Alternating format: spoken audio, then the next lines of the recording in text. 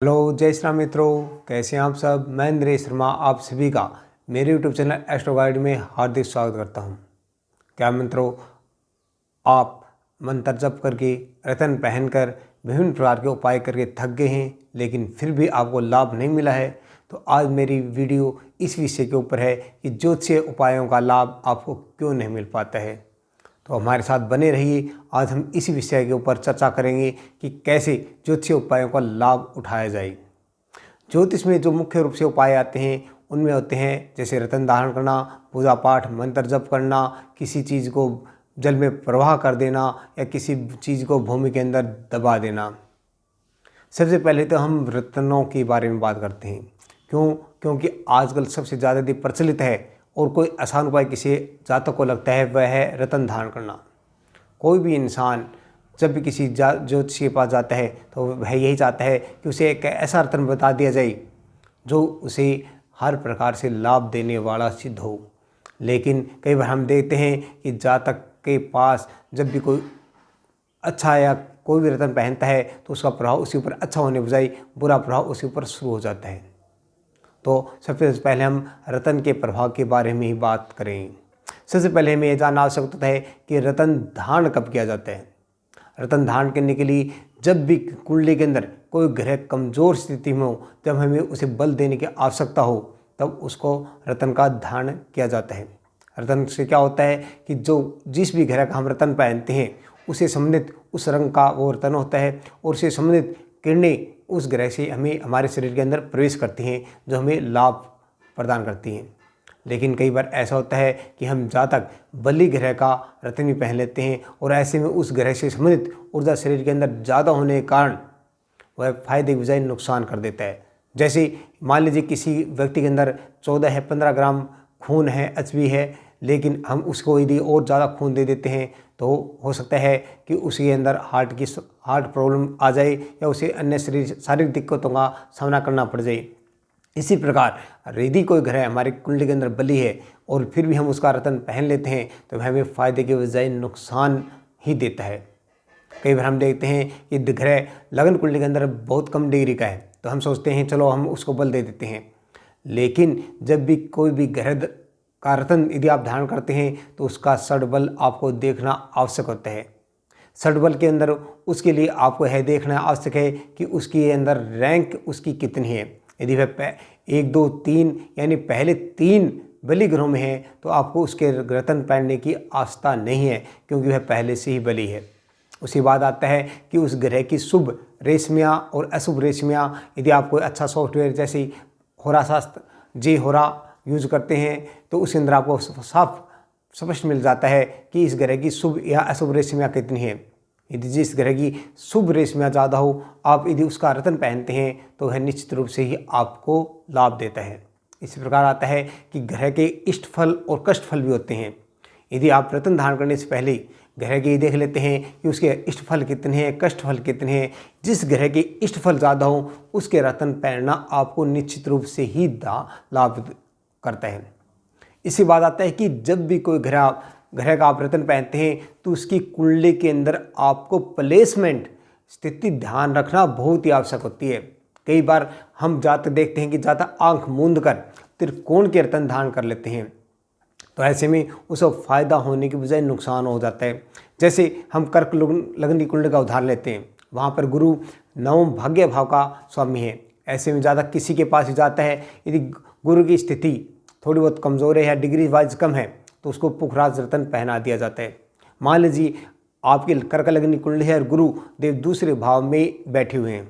अब ऐसा क्या हुआ कि आप किसी भी ज्योतिष के पास जाते हैं, वो आपको पुखराज रत्न धारण करा देते हैं। लेकिन यहाँ पर गुरु की स्थिति आपको ये ध्यान रखनी आवश्यक है कि गुरु अपने भाग्य भाव से दूसरे छठे भाव में बैठा हुआ है, यानी लगन कुंडली से दूसरा है, वो भाग्य भाव से छठा भाव है। यानी यहाँ पर गुरु का रतन आपको ज़्यादा लाभ नहीं देगा, बजाय आपको ज़्यादा नुकसान करेगा। क्यों? कि दूसरे भाव में बैठा हुआ गुरु अपने छठे भाव को भी देख रहा है। ऐसे में वह नैसर्गिक रूप से चाहे रोगों का कारण ना हो लेकिन तत्कालिक रूप से वह रोग भाव का मालिक है। ऐसे में वह आपको कोई न कोई ऐसा रोग ऐसा देगा जो आपको जीवन भर चलता रहेगा। जैसे कि आपको शुगर दे दी या मोटापा दे दिया। हालांकि गुरुदेव ऐसे रोग नहीं देते जो जल्दी से मृत्यु के कारण बनते हो, लेकिन ऐसे रोग अवश्य दे देते हैं जो जीवन भर साथ चलते रहते हैं। इसी प्रकार जैसे मान लीजिए आपकी मकर लगनी कुंडली है और बुध देव ही दूसरे भाव में बैठे हुए हैं। यहाँ पर बुध देव छठे और भाग्य भाव के मालिक हैं, लेकिन बुध भी अपने भाग्य से छठे में बैठे हुए हैं। ऐसे में दूसरे भाव में बैठकर हो सकता है कि यदि आप उसको बलि प्रदान करते हैं तो वह भाग्य की हानि करे, क्योंकि वह छठे अपने भाग्य भाव से छठे 6-8 का संबंध बना रहा है। ऐसे में यह संभव है कि आपको भाग्य का लाभ तो न मिले, लेकिन बुध जो कि छठे भाव के मालिक हैं उसे ऋण रोग शत्रु आदि आपको परेशान करने लग जाएं। वही यदि बुध लगन में है तो आप आँख मूंद कर बुध का अपना रत्न धारण कर सकते हैं, क्योंकि वह अपने नवम भाग्य भाव से त्रिकोण का संबंध बना रहे हैं और अपने छठे भाव से 6-8 का संबंध बना रहे हैं। ऐसे में वह भाग्य से संबंधित वृद्धि करेंगे और छठे भाव से संबंधित जो भी अशुभ फल है उनके अंदर आपको कमी होती मिलेगी। इसलिए कोई भी रत्न धारण करते समय आपको इन स्थितियों का बहुत अच्छी तरह ध्यान रखना है कि उस ग्रह का बल कितना है, भी आपको उस ग्रह को बल देने की आवश्यकता है या नहीं है। उसके बाद आपको ये देखना है कि उसकी शुभ रेशमियाँ कितनी है, उसके इष्ट फल या कष्ट फल में से क्या चीज़ ज़्यादा है। उसके बाद उसी प्लेसमेंट देखें वह कुंडली के कौन से भाव का मालिक है और किस भाव में बैठा हुआ है। ध्यान रखिए, जिस भी ग्रह का हम रत्न धारण करते हैं वह जिस भाव में बैठता है उससे संबंधित फल भी अपने देता है, और जिन भावों का मालिक होता है और जिनका वह कारक होता है उनका भी वह अपना फल देता है। इसलिए यदि आपका कोई ग्रह अशुभ भावों का मालिक है, त्रिक 6-8-12 का मालिक है, तो ऐसे में यह संभव है कि उसको बल देने से आपको उन 6-8-12 से संबंधित फलों में वृद्धि होती हुई मिले। इसलिए जब भी आंख मूंद कर कोई भी सॉफ्टवेयर या फेसबुक के ऊपर ऐसी पोस्ट डालकर मत पूछें कि मेरा है, मैं कौन सा रत्न पहनूं। आप किसी भी अच्छे ज्योतिषी के पास जाइए, या आपको जानकारी नहीं है उनसे आप अच्छी तरह ये पूछिए क्या है मेरा ग्रह कमज़ोर है, इसके इष्ट फल कष्ट फल कितने हैं, या इसका रत्न मुझे लाभ देगा। उसी हिसाब से फिर आप रत्न धारण करें तो ही आपको लाभ मिलना निश्चित है। वरना मैंने बहुत से ऐसे जातकों को देखा है कि कर्क लगन के अंदर गुरु का रत्न धारण करना उनके लिए बहुत बड़ी समस्या का कारण बना, या फिर मकर लगन के जातकों के लिए बुध का रत्न पन्ना उनके लिए समस्या का कारण बना। अब दूसरा उपाय आता है पूजा पाठ। आपने अक्सर देखा होगा कि बहुत से लोग कहते हैं कि मैं तो इतना पूजा पाठ मंत्र जप आदि करता हूं लेकिन मुझे कोई लाभ नहीं मिलता है। इसका कारण समझिए कि जब भी कोई जातक यदि कोई पूजा करता है तो उसे चाहिए कि वह किसी एक ही भगवान देवी देवता को इष्ट मानकर उनकी निश्चित समय पर अच्छी तरह पूजा करे। अब होता क्या है, हम अक्सर देखते हैं कि एक ही इंसान दुर्गा, काली, भैरव, शंकर, विष्णु आदि सभी की आधा 1-1 घंटा पूजा पाठ करता रहता है। यानी ये सभी जो देवता हैं इनके अंदर अलग अलग प्रवृत्तियाँ होती हैं, इनकी अलग अलग शक्तियाँ होती हैं, और जातक क्या होता है कि इन सभी की शक्तियों को अपने अंदर समाहित करने की कोशिश करने लग जाता है और वह फिर उनका जो भार है उनको सहन नहीं कर पाता है। इसलिए जातक के लिए आवश्यक होता है कि वह अपने किसी एक इष्ट को बनाकर, जो भी उनका कुंडली के अनुसार बन रहा है या फिर उनके परिवार में हमेशा से जिसे वो इष्ट मानकर धोखते आ रहे हैं, पूजा पाठ करते आ रहे हैं, उसे मजबूत करना उसके लिए बहुत आवश्यक है। आप अन्य देवी देवताओं की पूजा करें, कोई दिक्कत नहीं है, लेकिन सबसे पहले जातक को चाहिए कि वह अपने इष्ट को अवश्य मजबूत करे। जब तक उसका इष्ट मजबूत नहीं होगा तब तक अन्य देवी देवताओं के द्वारा भी उसे लाभ मिलना मुश्किल हो जाता है। इसलिए एक ही समय में किसी एक देवता के पूजा पाठ अवश्य करें, लेकिन करें एक के ही, ये ना हो कि आप एक ही साथ में 5-5, 7-7 देवी देवताओं के पीछे पड़े रहें। आप उन्हें पूजा अर्चना कीजिए, कोई दिक्कत नहीं है, लेकिन जो भी आपका इष्ट है उसे मजबूत अवश्य कीजिए। अब बात आते हैं मंत्र जप के ऊपर। देखिए, मंत्र होते हैं वैदिक मंत्र, बीज मंत्र, और एक होता है स्तोत्र। बीज मंत्र कैसे काम करते हैं कि हमें जैसे इंजेक्शन लगाते हैं हमें तुरंत आराम मिल जाता है, उसी प्रकार बीज मंत्र अपना प्रभाव देते हैं। लेकिन उसके लिए आपको यह चाहिए कि आप निश्चित समय पर निश्चित संख्या में एक संकल्प लेकर यदि मंत्रों का जप करते हैं तो आप उनसे आपको लाभ निश्चय ही मिल पाता है। लेकिन कई बार हम होते हैं कि हम एक माला एक दिन कर लेते हैं, दूसरे दिन 5 माला कर लेते हैं, या पहले कभी 3 माला कर लेते हैं, तो ऐसे में उसके लाभ मिलने मुश्किल हो जाते हैं होते। इसके बाद आते हैं वैदिक मंत्र। वैदिक मंत्र अपना प्रभाव धीरे धीरे लेकिन लंबे समय तक देते हैं, लेकिन वैदिक मंत्रों का जो उच्चारण होता है वो थोड़ा कठिन होता है। इसके लिए यदि आप वैदिक मंत्र करना चाहते हैं तो आपको चाहिए कि इस कर्म कांड करने वाले विद्वान पंडित जी से संकल्प लेकर उनसे आप अपने मंत्र जप करवाएं। उसके बाद हवन आदि यदि आप करवाते हैं संकल्प लेकर तो आपको निश्चित रूप से लाभ मिलता है। क्यों? क्योंकि यदि आप खुद करते हैं, यदि आपने मंत्र दीक्षा नहीं ली हुई है तो उस मंत्रों का, वैदिक मंत्रों का आपको जप का लाभ मिलना मुश्किल हो जाता है। इसके बाद आता है स्तोत्र। स्तोत्र किसी भी देवी देवता ग्रह की प्रसन्नता के लिए लिखे हुए होते हैं, इसलिए आप वैदिक मंत्र या बीज मंत्र नहीं कर सकते हैं तो आपके लिए सबसे आसान उपाय है कि आप स्तोत्र कीजिए, उससे आपको निश्चित रूप से ही लाभ मिलेगा। उसके बाद आते हैं दान के ऊपर। हम देखते हैं कि हर इंसान को इनको ग्रह का किसी ग्रह का दान किस जातक को करना पड़ता है। आपके लिए सबसे पहले यह जानना आवश्यक है कि आपकी कुंडली के अंदर कौन सा ग्रह कारक ग्रह है और कौन सा ग्रह आपकी कुंडली अकारक ग्रह है, और फिर आपको उसके दान की आवश्यकता है या नहीं है। ध्यान रखिए, कभी भी आपको अपनी कुंडली के कारक ग्रह से संबंधित दान नहीं करना होता है।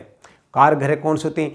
कुंडली के अंदर जो भी त्रिकोण के मालिक होते हैं, यानी पहले, 5वें और 9वें भाव के मालिक जो भी होते हैं वो लगभग कुंडली के अंदर आपको कारक होते हैं।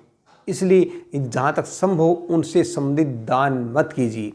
उसके बाद आते हैं यदि कुंडली स्थिति के अनुसार अकारक ग्रह होते हैं उनके दान कीजिए, लेकिन हम अक्सर देखते हैं कि हम किसी को ऐसे ही दान देते हैं।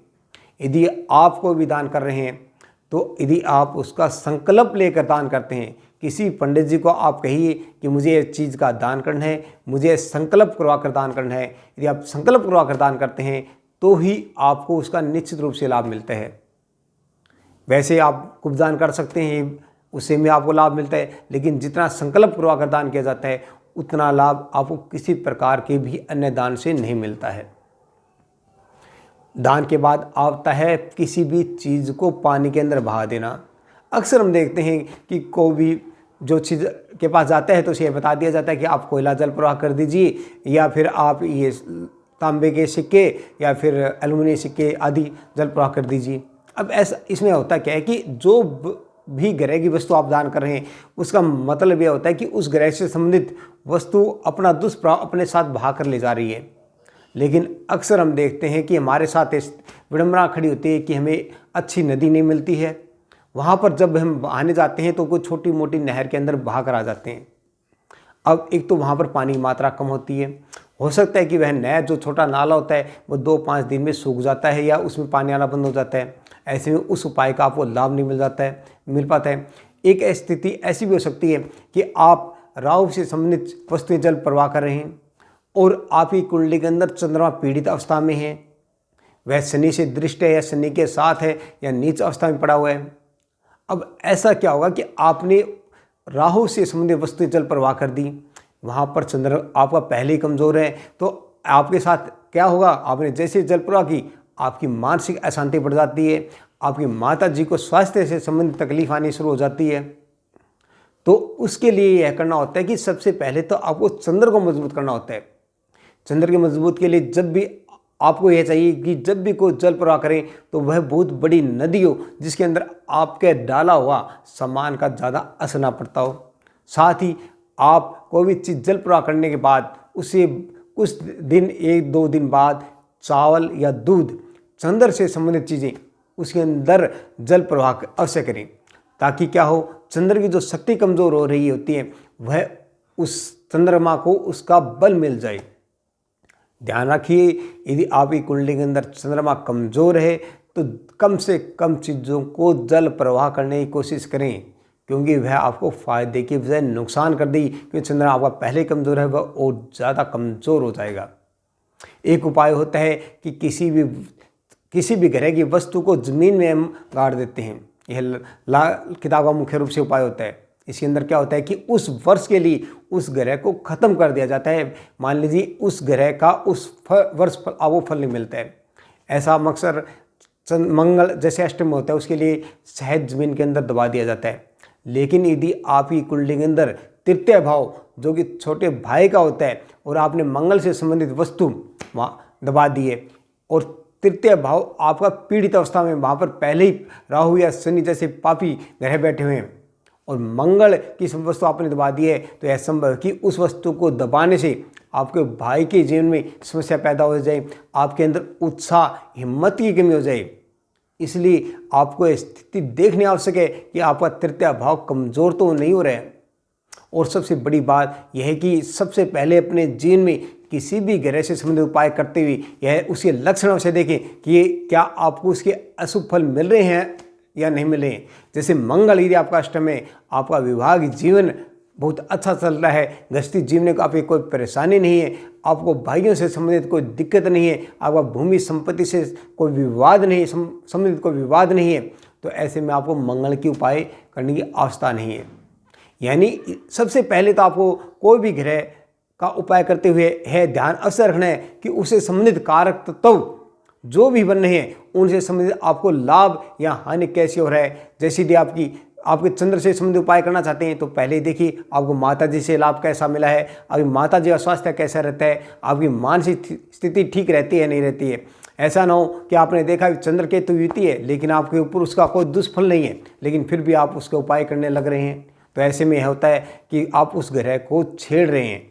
जैसे कहीं पर आप जा रहे हैं जंगल के अंदर, सांप लेटा हुआ है लेकिन वो आपको नुकसान नहीं पहुंचा रहा है, लेकिन आप उसके ऊपर क्या करते हो, कंकर मार देते हो सकता है वो आपको नुकसान पहुंचा दे। उसको इससे अच्छा होता है उसको यदि एक साइड में सो रहे हैं तो उसको सोने दीजिए। यानी इसी तरह यदि कोई भी ग्रह आपकी कुंडली के अंदर कैसा भी स्थिति में है, यदि जब तक आपको ये न लगे कि इसके कारण मुझे अशुभ फल मिल रहे हैं या उससे संबंधित उपाय कोई भी मत कीजिए। ऐसे ही कोई भी फेसबुक यूट्यूब के ऊपर देखे उपाय करने बजाय आपके लिए आवश्यकता है कि किसी भी ज्योतिषी जिसके ऊपर आपको विश्वास हो उसके पास जाइए, अपनी कुंडली की विवेचना कीजिए, उनसे चर्चा कीजिए कि मुझे ऐसे ऐसे फल मिल रहे हैं। जैसे आप किसी भी डॉक्टर के पास दवाई लेने के लिए जाते हैं तो वह सबसे पहले आपसे यह पूछता है कि आपको क्या बीमारी है। हालांकि डॉक्टर को मरीज को देखकर समझ आ जाता है कि उसके ये लक्षण है तो उसको ये बीमारी होती है, लेकिन उसके बाद भी वह उसके अलग अलग प्रकार के इन प्रकार के टेस्ट करवाता है, उसके अल्ट्रासाउंड आदि करवाता है ताकि उसकी बीमारी पकड़ में आ सके कि उसके वास्तव में क्या बीमारी है और उसे क्या दवाई देनी है। इसी प्रकार किसी भी ज्योतिषीय उपाय को करने से पहले आपके लिए आवश्यक होता है कि आप यह देखिए कि आपकी जो समस्या है उसका वास्तव में कारण क्या होगा और उस कारण का वास्तव में उपाय क्या करना है। जैसे आपको उस ग्रह से संबंधित रत्न धारण करने हैं, उसके मंत्र जप करने हैं, उसको बहाना है या कैसे आपको क्या करना है। तो इसी कारण बहुत से लोगों को ये होता है कि उनको जब होता है मंत्र जप करना लेकिन वह उस ग्रह की वस्तु जल प्रवाह कर देते हैं, या रत्न धारण करना होता है तो उसका वस्तु दान कर देते हैं। ऐसे में उनको उपाय लाभ मिलने के बजाय हानि होती है। इसलिए मैं आपसे अंत में यही कहना चाहूँगा कि कोई भी उपाय करते समय आपको यह ध्यान रखना आवश्यक है कि आप जो उपाय कर रहे हैं वह वास्तव में क्या आपको लाभ देगा और क्या वास्तव में उस उपाय को करने की आपको आवश्यकता है। यदि है तभी वह उपाय कीजिए, अन्यथा किसी भी ग्रह से संबंधित ऐसे ही कोई भी उपाय मत कीजिए। वे तभी आपको लाभ देंगे तभी यदि आप उचित तरीके से सही तरीके से उस उपाय को करते हैं। आशा है आपको यह मेरी वीडियो पसंद आई होगी तो लाइक अवश्य कीजिएगा। नीचे एक सब्सक्राइब लाल अक्षरों में बटन लिखा हुआ है, उसके ऊपर अवश्य क्लिक कर दीजिए। यदि आप हिंदी वेबसाइटें रखते हैं तो सदस्यता लें लिखा हो उसके ऊपर क्लिक कर दीजिए।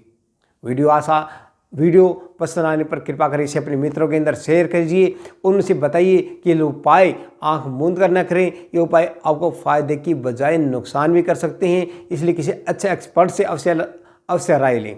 जय श्री राम, धन्यवाद।